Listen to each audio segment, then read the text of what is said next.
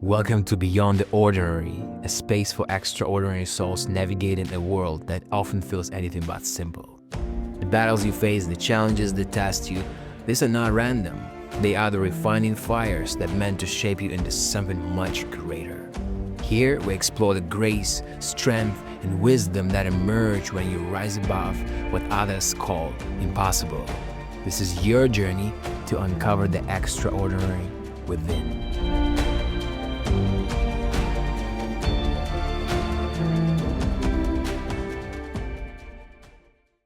Welcome back, and if you're joining us for the first time, welcome.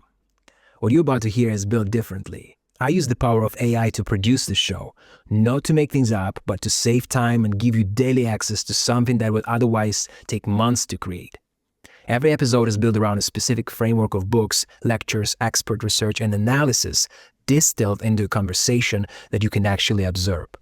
And if you've been skeptical about AI, I totally understand. Like anything in this world, technology can be used to harm or to heal, anti-life or pro-life. My intention with the show is to demonstrate what's possible when you use these tools for something genuinely good, for your growth and for the world. My goal is not perfection, it is access. Access to knowledge that can authentically expand how you think and how you live. Stay open-minded and let's go deep. Today, we are looking at theological texts that argue, quite literally, that the metaphysical difference between two angels is exactly the same as the biological difference between a human being and a jellyfish. Which is just a wild concept to try and wrap your head around. It really is. And, we're also reading through these ancient leather-bound grimoires that map out precisely 6,666 demons per infernal legion, complete with, org charts that look like a corrupted medieval corporation. Yeah, the bureaucracy of it all is staggering. Right. And we are exploring psychological theories that suggest the literal monsters people saw in the ancient Babylonian deserts are the exact same forces that haunt modern clinical psychology wards today. I mean, it is the ultimate cartographic challenge, really. For millennia, humans weren't just satisfied mapping out the physical dirt and water of the earth. No, not at all. They were compulsively trying to map the metaphysical, the invisible structures and entities that they felt were actively shaping their lives. And we are plunging straight into that invisible architecture today. We are taking you, yes, you, the listener, on a deep dive into humanity's ancient, enduring, and just wildly complex relationship with unseen entities. Angels, demons, jinn, devardas. All of it. Exactly. The absolute architecture of reality. And just to be super clear up front, we aren't here to argue the objective, literal reality of these beings today. That's not the goal. Right. We're not taking theological sides here. No, we are looking strictly at what heavyweights like Thomas Aquinas, the Book of Enoch, the Quran, and modern psychological investigators like Richard Estep actually say about them. We're impartially reporting on the texts. Because to understand the human mind, we really have to understand the invisible beings the human mind has historically interacted with. Yes, beautifully said. We are investigating the text to see what these cosmic blueprints reveal about the universe, and honestly, more importantly, what they reveal about us as a species. Okay, let's unpack this. Because how do we even begin to define something that is, by its very nature, invisible and immaterial? I mean, when a medieval monk or an ancient Vedic sage says demon or angel, are they even talking about the same concept? Well, we really have to strip away centuries of Hollywood conditioning first. We have to look at the etymology, because these words have radically shape-shifted over time. Like beyond recognition almost. Completely. Take the word demon, for example. It originates from the ancient Greek word daemon. Spelled with an AI in there, right? Right. D-A-I-M-O-N. And in classical Greece, a daemon wasn't a red-skinned villain with a pitchfork operating out of a fiery basement. Right. It wasn't a cartoon villain. No, it was actually a morally ambivalent spirit. It could be a demigod or a familiar or even just a localized force of nature. Socrates famously claimed he had a personal daemon that would whisper to him. Wait, really? Like a literal voice? Yeah, but not to tempt him to do evil. It would warn him when he was about to make a mistake. Oh, interesting. So the original concept of a demon was more like an intuitive conscience. Or just a neutral ambient spirit. Precisely. One of the ancient philosophical treatises we're looking at even considers the Greek daemon to be a sort of father-mother of the universe. It was simply an invisible force. So it didn't have a moral alignment. Exactly. Yeah. Think of a storm. A storm isn't evil just because it knocks over your house. It's just powerful and indifferent. That was the domain of the daemon. They were just the gears of the natural order. That immediately makes me think of the Islamic concept of the jinn.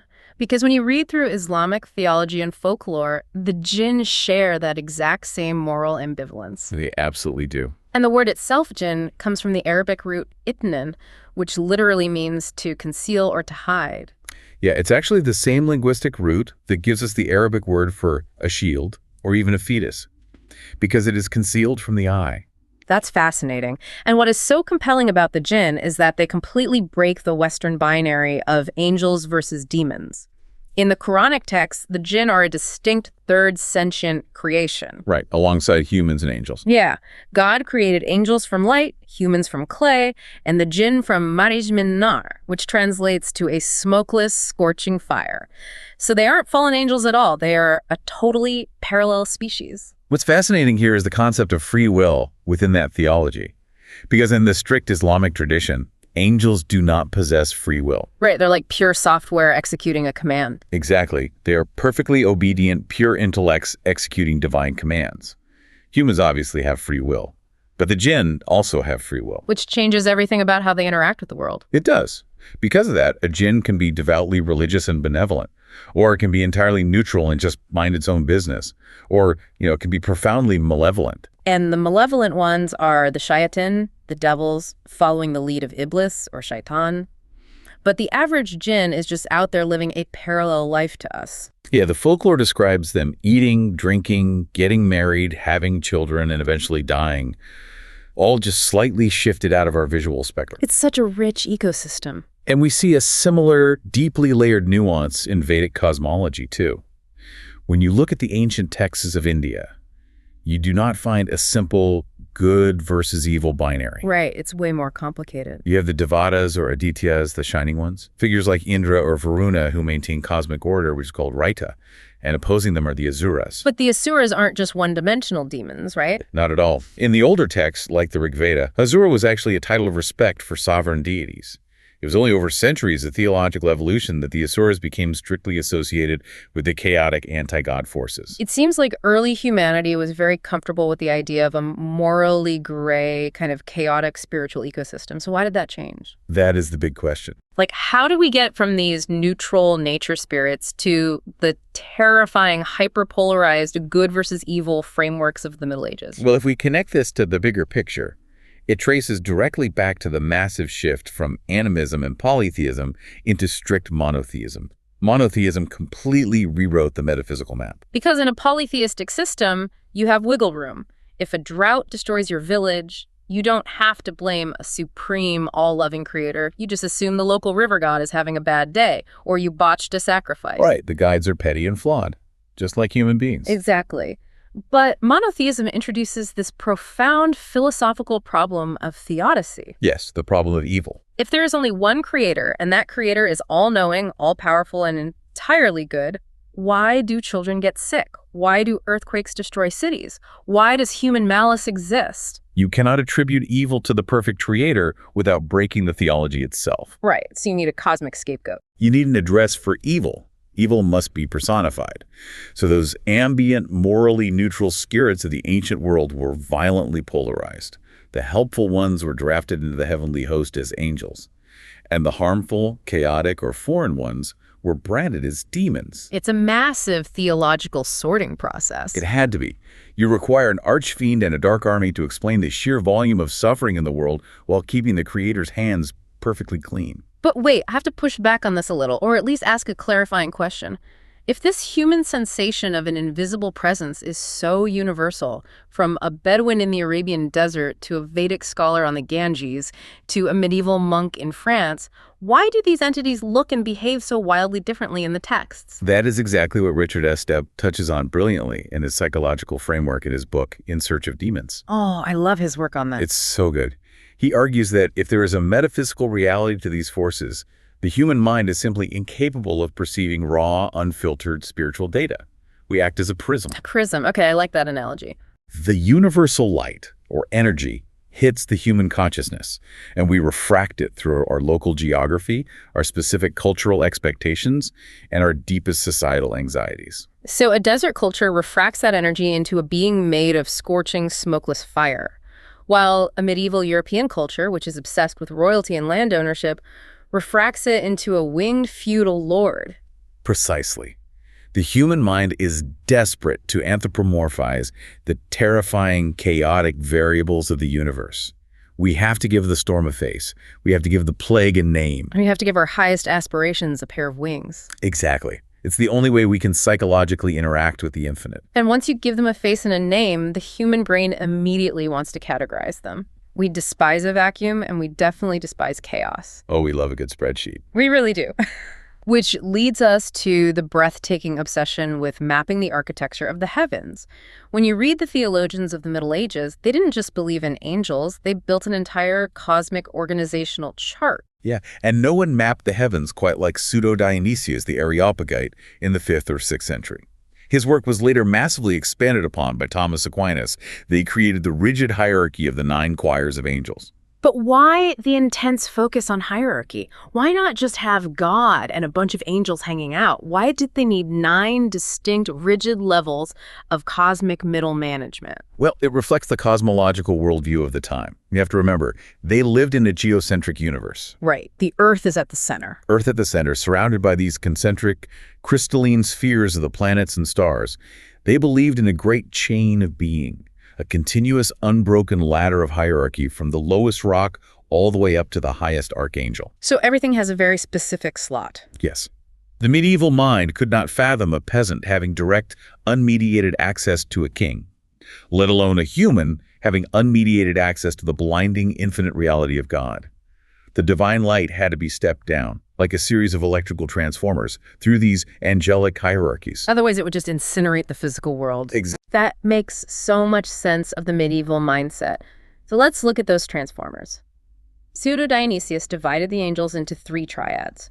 At the very top, closest to the infinite source, you have the first choir, the seraphim, the cherubim, and the thrones. And you really have to forget entirely about the Renaissance paintings of chubby babies with little swan wings. Oh yeah, the biblical angels are terrifying. The biblical and medieval texts describe these beings as incomprehensibly scary. The seraphim, whose name translates roughly to the burning ones, are beings of pure light and thought. They don't interact with humans at all. They just surround the throne. Right. They surround the throne of the Creator, resonating with the fire of divine love. The text in Isaiah describes them with 6 wings, 2 covering their faces, because even they cannot look directly at the divine source, 2 covering their feet, and 2 to fly. It's such a visceral image. Then you have the cherubim. These are the custodians of deep cosmic knowledge. They are essentially the heavy security of the divine realm. Yeah, they don't mess around. When humanity is expelled from the Garden of Eden in the Genesis narrative, God doesn't just put up a wooden fence. He places a cherub with a flaming sword that turns in every direction to guard the tree of life. And rounding out that highest triad are the thrones, which are sometimes associated with the Ophanim. The prophet Ezekiel describes them as giant, glowing wheels within wheels, covered in eyes. Wheels covered in eyes. That is straight out of a sci-fi horror movie. It really is. And they are said to convey the Spirit of God, representing perfect submission and divine justice. Okay, so moving down the ladder, the second choir manages the actual functioning of the cosmos. You have the dominations, who organize the duties of the lower angels, the virtues, who govern the laws of physical nature and perform miracles, and then the powers. And the powers have the most intense job description in the entire hierarchy. Oh, without a doubt, they are the cosmic border patrol. Exactly. The texts describe the powers as the warrior angels who actively combat demonic forces in the astral plane, and they guide lost souls after death to prevent them from being intercepted by malevolent spirits. It's an incredibly martial role. Finally, you drop down to the third choir, which are the angels who actually interface with the dirt and grime of the human world. You have the principalities, who oversee large human groups, like nations, cities, and massive geopolitical movements. Which is an interesting way to explain why nations go to war. Their principalities are clashing. Then we get to the archangels. These are the heavy hitters of human interaction. Michael, Gabriel, Raphael. They deliver massive paradigm-shifting messages or lead literal battles. And at the very bottom, closest to you and me, are simply the angels, just acting as personal guardians and messengers. Now, compare this incredibly dense bureaucratic Western system with the Islamic concept of angelic interaction. Because in the Quranic text, the focus is less on a massive cosmic chain of command and much more on localized, deeply personal accountability. Right. You have major angels like Jibril or Gabriel who brings revelation, but you also have the Kiram Katiban, the honorable scribes. I love this concept, the scribes. The Islamic tradition teaches that every single human being has two of these recording angels assigned specifically to them, from birth to death. Raqib sits on your right shoulder, recording every good deed, every positive intention. And Atid sits on the left. Yes. Atid sits on your left, recording every bad deed, every cruelty. It is an intensely intimate surveillance. They aren't off managing the orbits of planets. They are intimately documenting the moral weight of your individual life. It's a brilliant way to conceptualize the inescapability of your own actions. You carry your witnesses with you. Now, jumping back to the Western tradition, we have to look at Thomas Aquinas. Ah, the angelic doctor. Yes, because when you read his text, De Integet Essentia, or On Being in Essence, you realize he wasn't just writing nice poetry about angels, he was trying to solve a brutal problem in Aristotelian physics. Aquinas is applying rigorous, unforgiving logic to the spiritual realm here. He starts with a very basic premise. Angels are entirely immaterial. They have absolutely no physical bodies. They are pure intellect and will. And to understand why that is a massive problem for him, we have to talk about form and matter in classical philosophy. I love this thought experiment. Think of form as the blueprint, the idea, the whatness of a thing. And matter is the physical stuff, the potential. Right. Let's use human beings as an example. The form of humanity is our soul, our rational nature. The matter is our flesh, blood, and bones. So, if you have a cookie cutter shaped like a star, that cookie cutter is the form. The dough on your kitchen counter is the matter. You can stamp that single star-shaped form into the dough 100 times, and you get 100 distinct individual cookies. Because the dough separates them. Exactly. You and I share the same human form, but because that form is stamped into two different piles of physical matter, we are two separate individuals. Matter is what philosophers call the principle of individuation. And here is the massive metaphysical problem Aquinas runs into. Angels do not have any dough. No dough at all. They have no matter. They are pure form. Here's where it gets really interesting. Because if matter is the only thing that allows there to be multiple individuals within a single species, and angels have zero matter, then you cannot have two angels of the same species. It is a staggering logical conclusion.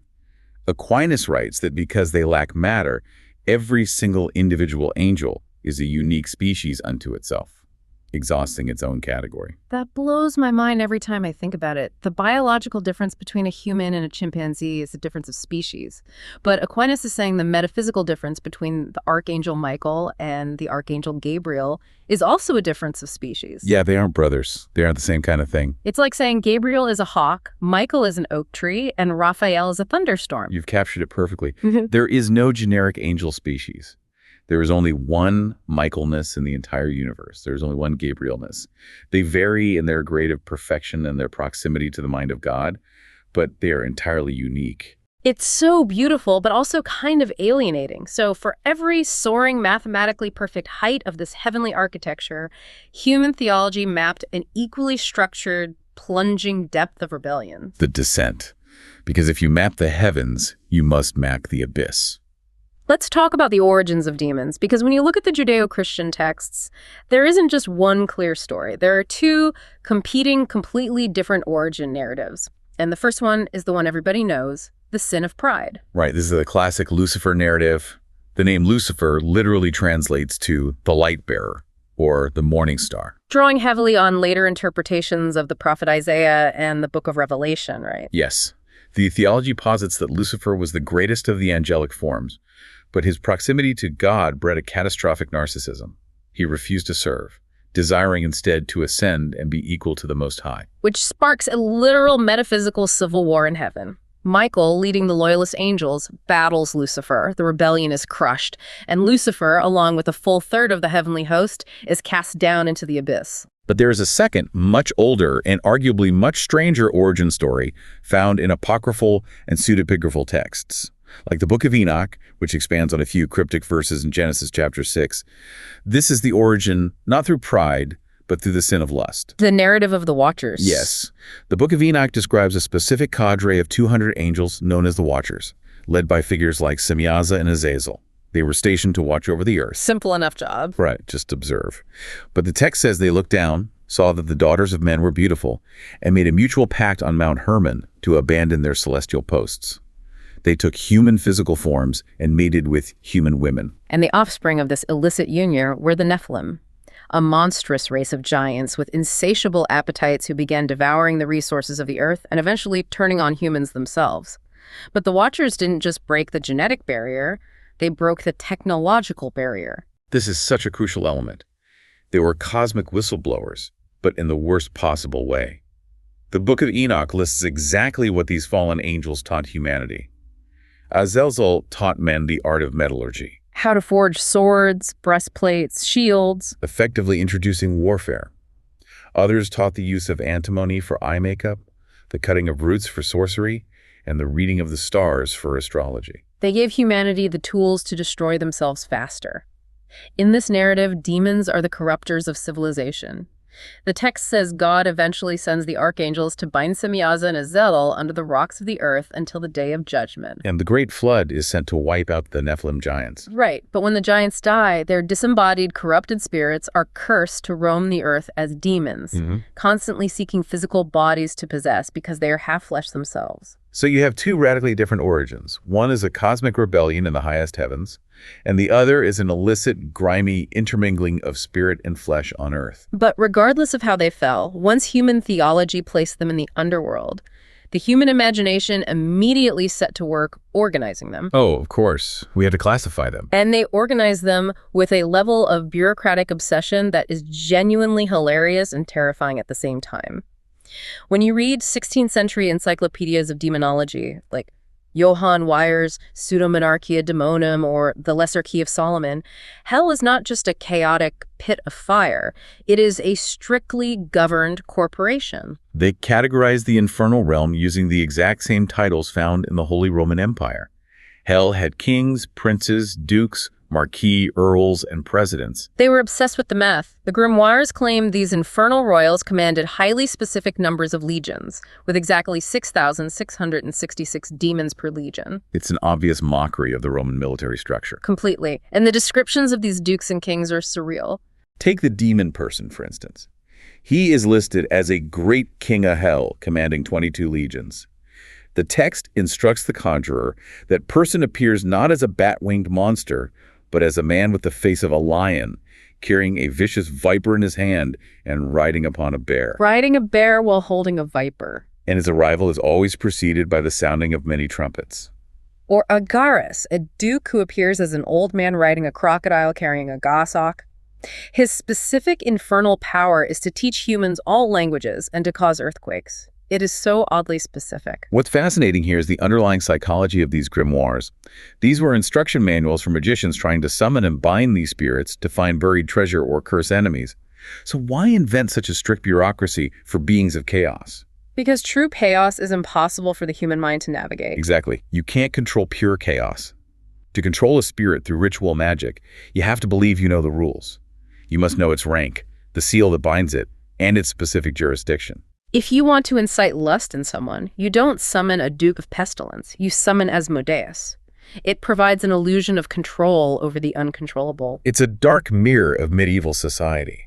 If heaven is a perfect, harmonious kingdom where everyone sings in unison, hell is a corrupted, red tape-filled feudal bureaucracy where everyone is jockeying for power, but strictly bound by infernal contracts. But there is also a very cynical historical sleight of hand happening in these dictionaries of demons, isn't there? You're referring to the demonization of foreign gods. Yes. As the church and other monotheistic powers expanded, they didn't just destroy the temples of the pagan cultures they conquered.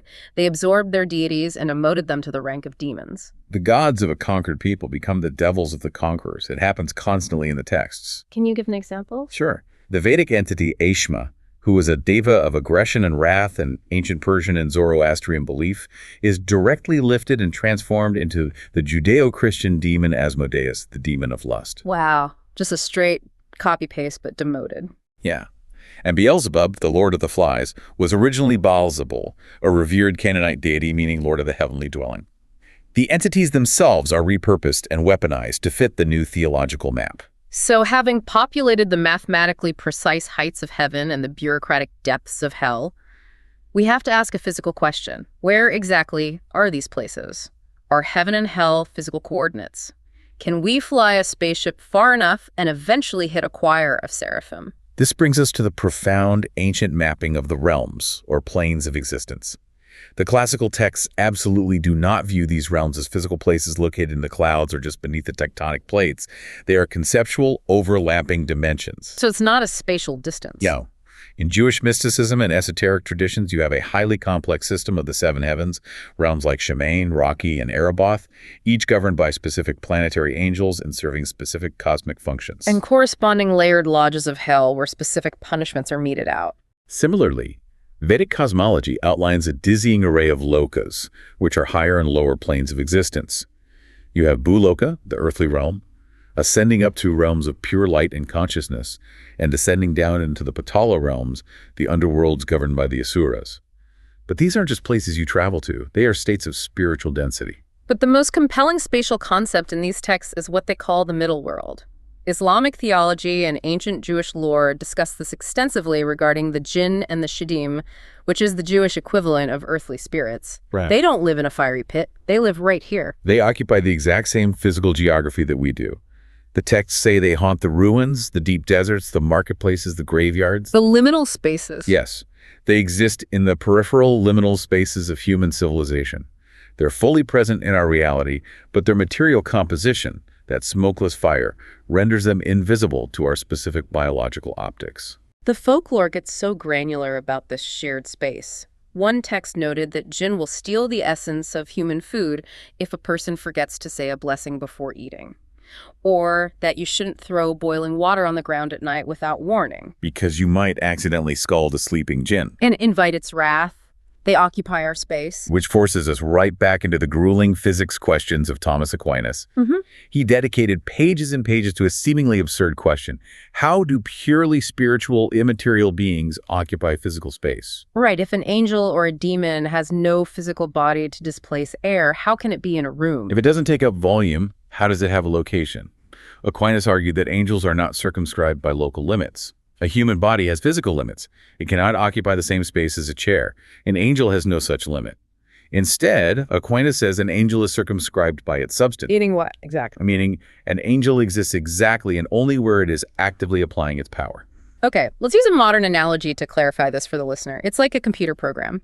If you open a word processor on your laptop, the software itself doesn't take up physical volume inside the monitor. It doesn't push the microchips out of the way. No, it doesn't. The software exists wherever it is actively executing a command on the screen. That is a phenomenal translation of Thomistic metaphysics.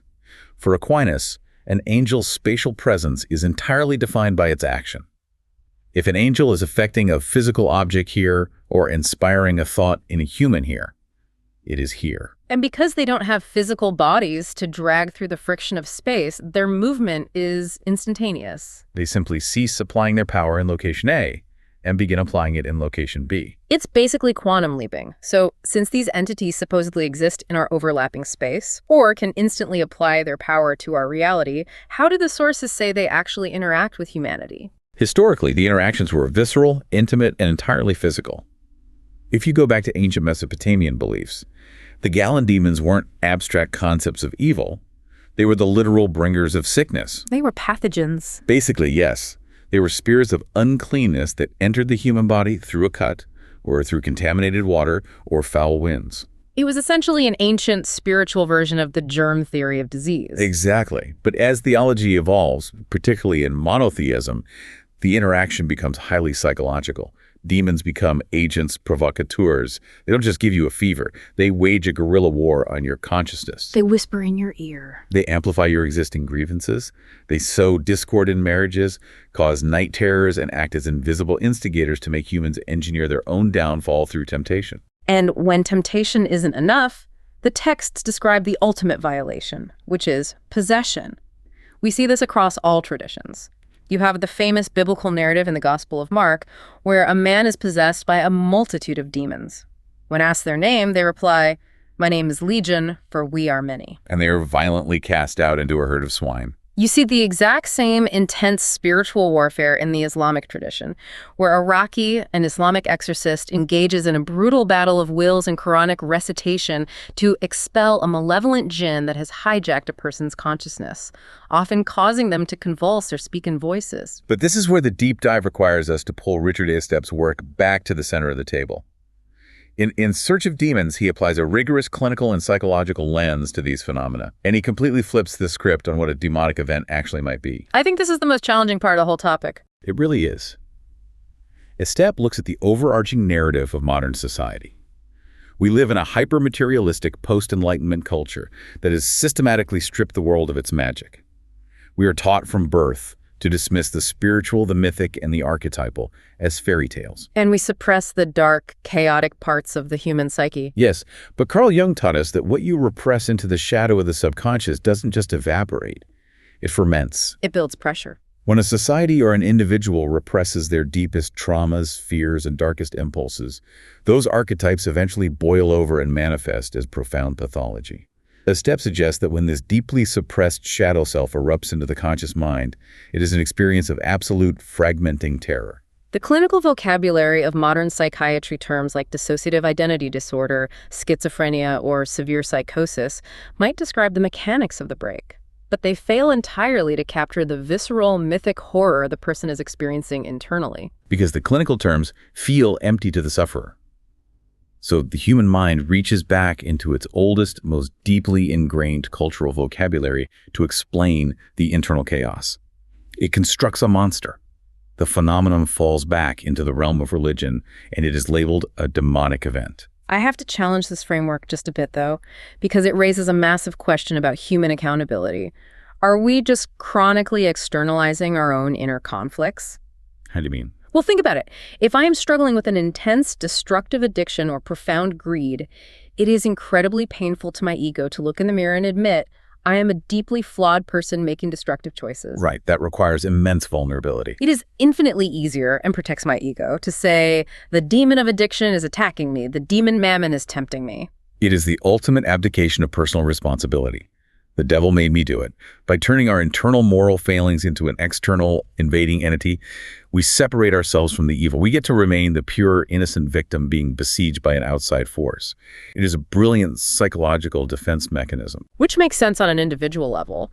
But when you look at the historical texts, externalizing evil wasn't just a personal coping mechanism. It was weaponized. It was a massive tool for social control. If we connect this to the geopolitical history of Europe, the concept of demons was absolutely leveraged by religious and secular authorities to maintain absolute power and eliminate dissent.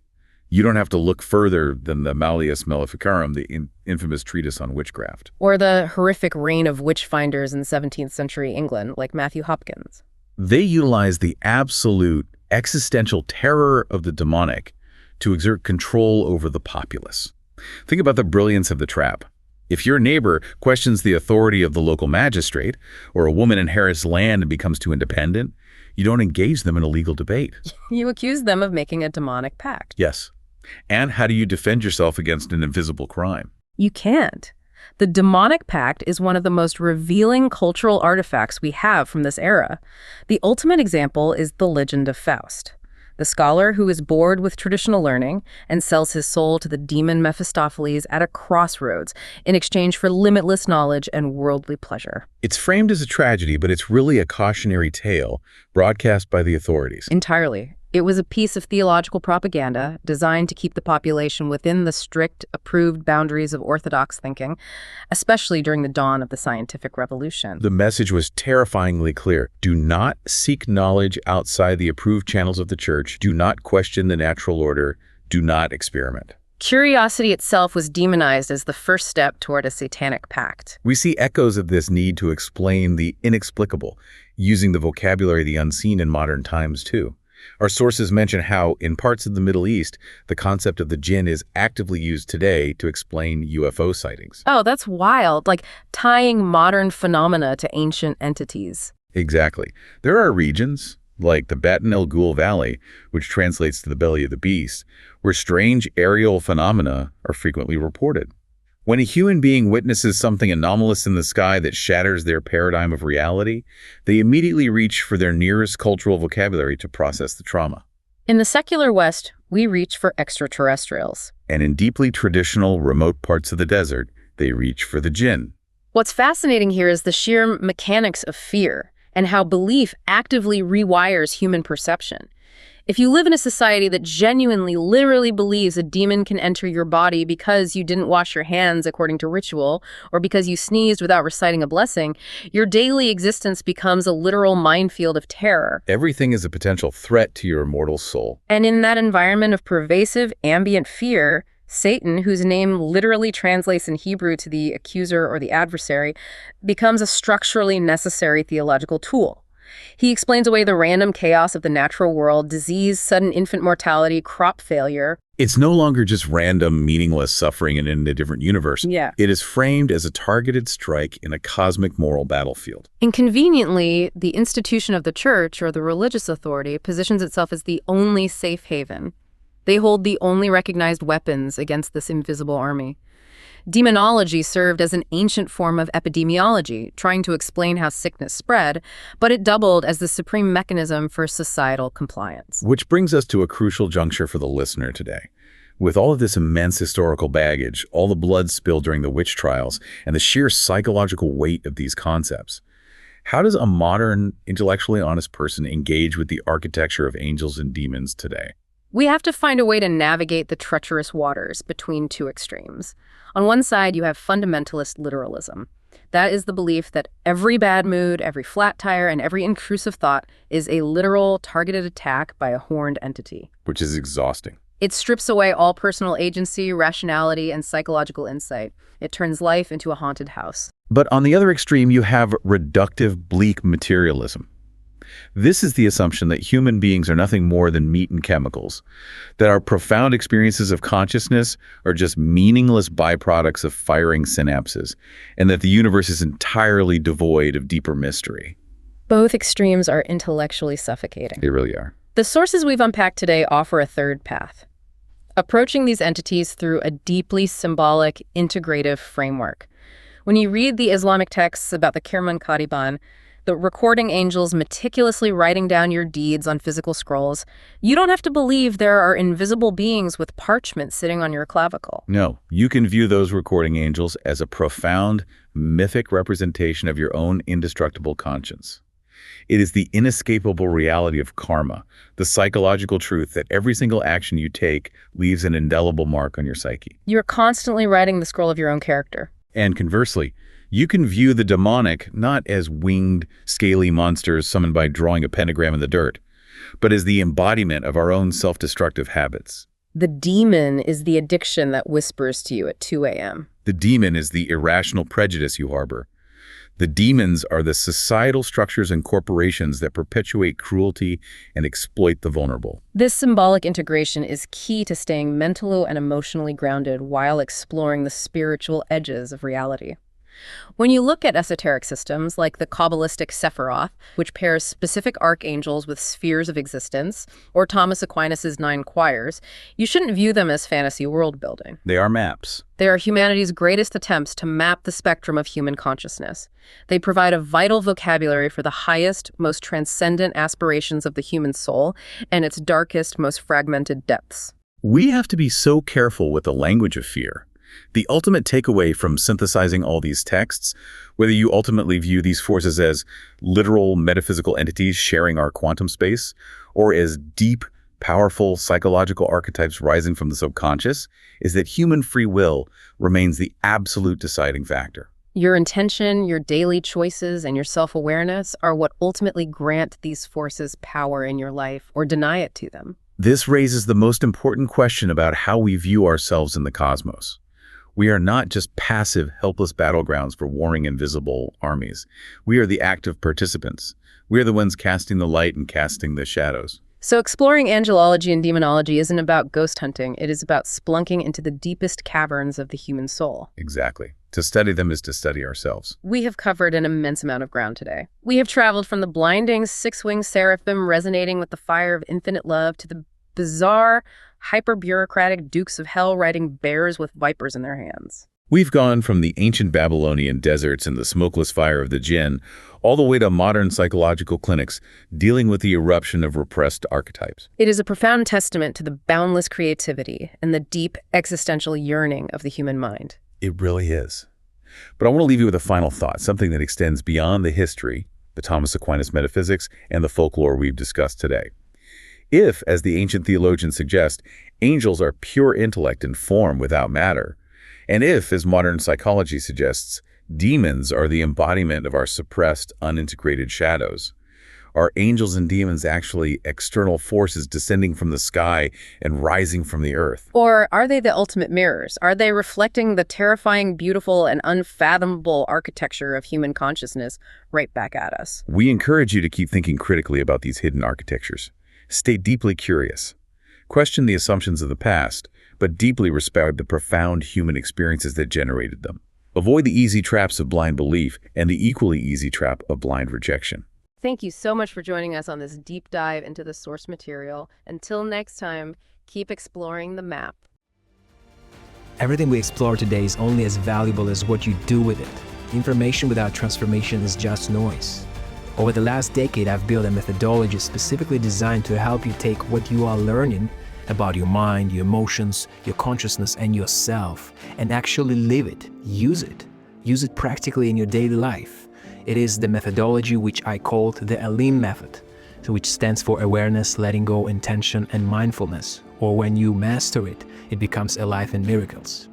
And if today's episode stirred something up in you, come find out how I can put it into practice, how you can use this practical tool in your life. Visit elimmethod.com or connect with me on Instagram, Spirit of James.